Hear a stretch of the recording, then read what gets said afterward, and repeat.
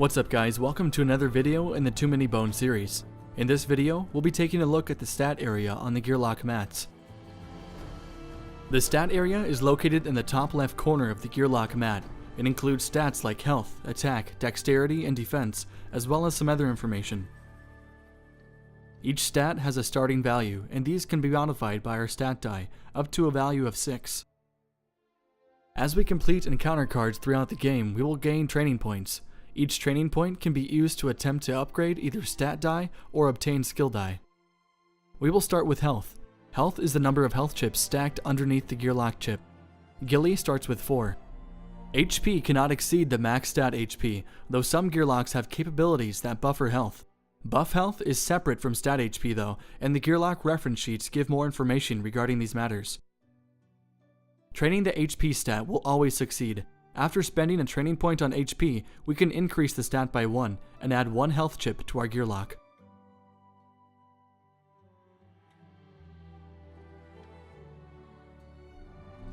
If a Gearloc loses its last health chip, then it's knocked out and returned back to the prep area. The Gearloc's initiative die is also returned to the prep area, as well as any dice in the locked, active, or backup plan areas. Next, we will take a look at dexterity. Dexterity determines how many dice you are able to roll each turn. Any attempt at training dexterity will succeed. Since Ghillie has 4 dexterity, he can roll up to 4 dice on his turn.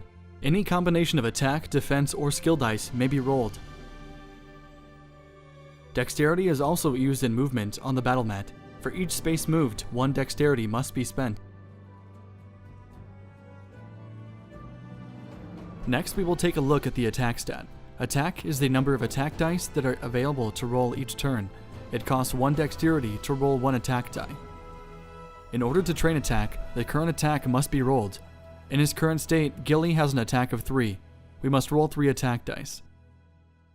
This is considered a success, so attack is increased by 1. When rolling to increase attack, if any bones are rolled, the attempt fails and the training point must be used somewhere else.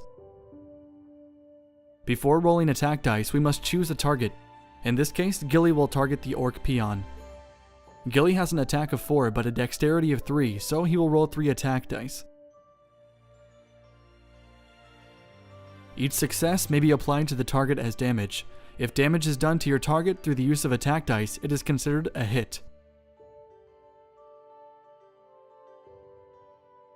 Any bones rolled may be used in your backup plan. This does not reduce the number of attack dice you may use in the future.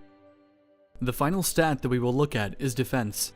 Defense allows Gearlocs to roll defense dice, and each defense dice costs 1 dexterity. Ghillie currently has a defense of 2, so in order to train defense, he will roll 2 defense dice.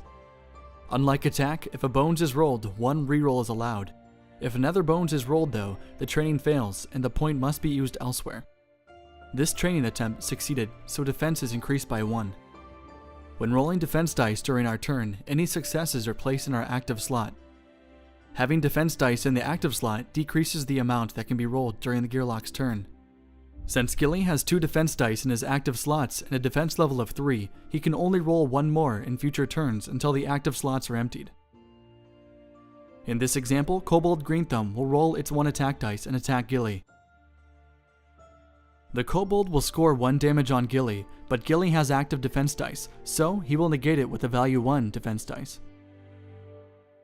Active defense dice must be used for any incoming damage, except for true damage, before removing health points. Each defense dice that roll the bones value may be used in the Gearloc's backup plan. These do not affect future defense dice rolls. The stat area also shows the name of the Gearloc's innate function. Ghillie has Scout. We can look at the reference sheet, which tells us what the innate ability can do. A Gearloc's innate skill can be upgraded by spending 6 bones. Once spent, we can flip the Gearloc's chip over to the star-studded side.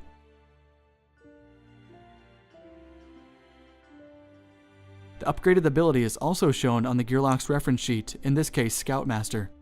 The final piece of information shown is the attacked form of the Gearloc. Ghillie is a ranged type, so he can attack enemies from anywhere on the battle mat, whereas melee and melee ranged Gearlocs must be adjacent to attack. And that is it for the stat area. In the next video, we will go over the rest of the Gearloc Mat.